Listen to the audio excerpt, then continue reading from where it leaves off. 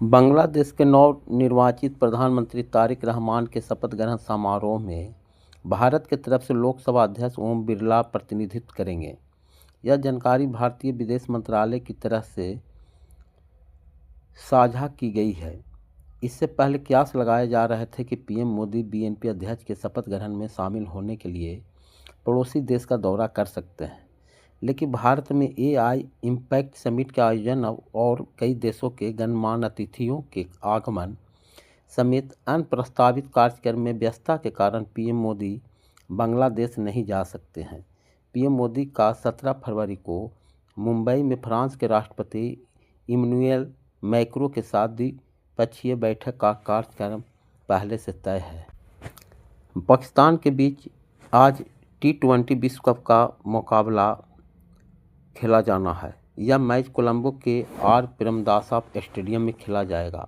तमाम विवाद के बीच यह मुकाबला संभव हो पाया है और इसी वजह से इस मैच को लेकर हाइप बढ़ गई है। दोनों ही टीमें इस मैच के जीतने के लिए एड़ी चोटी का जोड़ लगाएगी।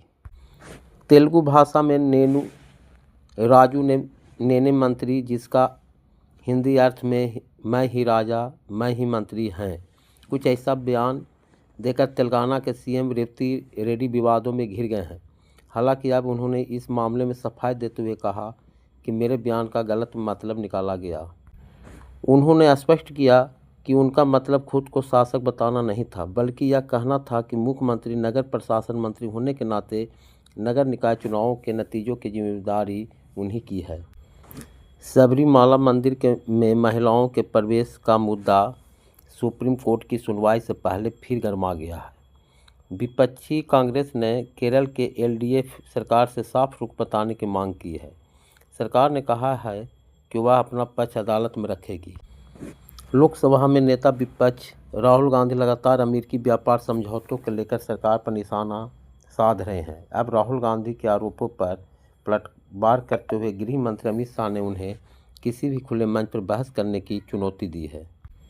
असम के मुख्यमंत्री हेमंत बिस्वा शर्मा ने राज्य में और इमरजेंसी लैंडिंग सुविधाएं बनाने के लिए केंद्र सरकार को पत्र लिखा है।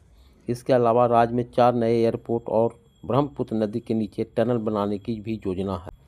महाराष्ट्र कांग्रेस नेता सचिन सामंत ने भाजपा पर टीपू सुल्तान को लेकर राजनीति करने का आरोप लगाया है। उन्होंने कहा, पहले भाजपा नेताओं ने टीपू सुल्तान की तारीफ की थी, लेकिन अब वे वोट पाने के लिए विरोध कर रहे हैं। यह विवाद शिवाजी महाराज और टीपू सुल्तान की तुलना के बाद शुरू हुआ। देश आज महाशिवरात्रि के मौके पर शिवमय है। मंदिरों में श्रद्धालुओं की भारी भीड़ उमड़ रही है। इस अवसर पर प्रधानमंत्री मोदी, राष्ट्रपति मुर्मू समेत कई नेताओं ने देशवासियों को महाशिवरात्रि के पावन पर्व की शुभकामनाएं दी है। भारत में होने वाला एआई समिट में पाकिस्तान को आमंत्रित नहीं किया गया है, जबकि चीन और बांग्लादेश को निमंत्रण दिया गया है। इस समिट में कई देशों के नेता और विशेषज्ञ मिलकर सुरक्षित मानव केंद्रित एआई और डीपफेक और जैसी चुनौतियों पर चर्चा करेंगे। भारत इस मंच के जरिए अपने स्वदेशी एआई मॉडल्स को आगे बढ़ाकर दुनिया, खासकर वैश्विक में मजबूत पहचान बनाना चाहता है। भारत अंतरिक्ष में बढ़ते कचरे और जोखिम से निपटने के लिए एआई का इस्तेमाल कर अपने उपग्रहों को अधिक सुरक्षित, स्मार्ट और स्वायत्त बना रहा है। इंडिया एआई मिशन के तहत देश वैश्विक मंच पर अपनी संप्रभु एआई क्षमता, स्वदेशी मॉडल्स और अंतरिक्ष नवाचारों का प्रदर्शन कर रहा है। हैदराबाद में एआईएमआईएम प्रमुख ओवैसी ने एसआईआर प्रक्रिया को लेकर भाजपा पर बड़ा आरोप लगाया है। उन्होंने कहा कि मतदाता सूची के विशेष गहन पुनरीक्षण के जरिए नागरिकता अधिकार प्रभावित करने की कोशिश हो रही है। बिहार के बाद तेलंगाना और महाराष्ट्र में भी प्रक्रिया होने की बात कही गई है। भारत और फ्रांस के बीच रक्षा सहयोग को और मजबूत करने के लिए 17 फरवरी को बेंगलुरु में 6ठा फ्रांस भारत वार्षिक रक्षा संवाद आयोजित होगा। इस बैठक की संयुक्त अध्यक्षता भारत के रक्षा मंत्री राजनाथ सिंह और फ्रांस के सशस्त्र बल एवं वेटरन्स मामलों की मंत्री कैथरीन वाइट करेगी। बिहार में किसी हाईवे पर बगैर बीमा फिटनेस या नियंत्रित प्रदूषण प्रमाण पत्र के निकली गाड़ी तो जुर्माना अपने आप कट जाएगा। बगैर रोके भी जुर्माना लगेगा, क्योंकि 41 टोल टैक्स प्लाजा पर ई डिटेशन सिस्टम लागू कर दिया गया है। और अमेरिकी राष्ट्रपति डोनाल्ड ट्रंप के साथ लंच करके इतराने वाले Pakistan army chief field marshal Asim Munir की इंटरनेशनल फजीहत हुई है, जिसका वीडियो सोशल मीडिया पर तेज़ी से वायरल हो रहा है। आसिम मुनीर जर्मनी गए हैं, जहां उनको एक कार्यक्रम से पहले रुकावट का सामना करना पड़ा। इतना ही नहीं, वहां मौजूद सुरक्षा अधिकारियों ने उनको पहचान पत्र भी दिखाने के लिए कहा गया। महाशिवरात्रि के मौके पर तमिलनाडु के कोयम्बटूर स्थित ईसा जोग केंद्र में 33वें महाशिवरात्रि उत्सव का भव्य आयोजन किया जा रहा है। आध्यात्मिक गुरु सदगुरु के नेतृत्व में होने वाला यह कार्यक्रम देश विदेश में देखे जाने वाले बड़े आध्यात्मिक आयोजनों में गिना जाता है। इस वर्ष उत्सव में रक्षा मंत्री राजनाथ सिंह और महाराष्ट्र के मुख्यमंत्री देवेंद्र फडणवीस भी शामिल हुए। रात भर चलने वाले इस कार्यक्रम में बड़ी संख्या में श्रद्धालुओं की मौजूदगी दर्ज की जा रही है।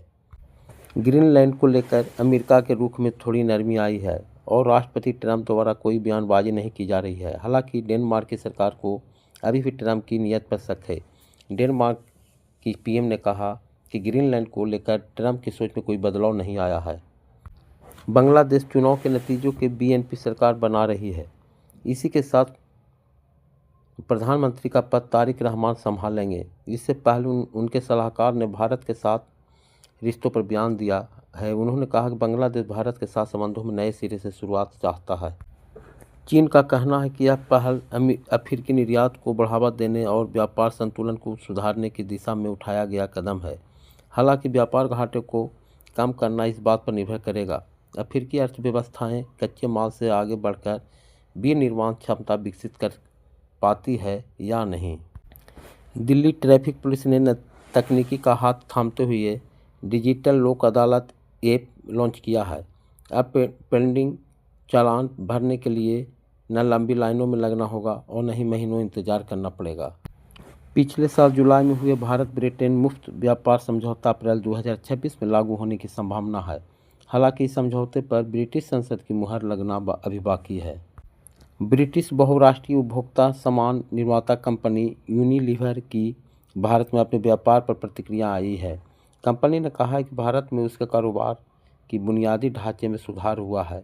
अमेरिका के बाद भारत यूनिलीवर का दूसरा सबसे बड़ा बाजार है।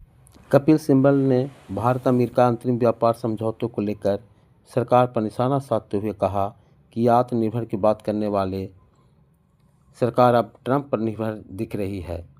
प्रधानमंत्री नरेंद्र मोदी द्वारा सेवा तीर्थ का जिक्र करते हुए सिब्बल ने सवाल किया कि पिछले 11 वर्षों में प्रधानमंत्री ने देश के प्रति कौन सा कर्तव्य निभाया है।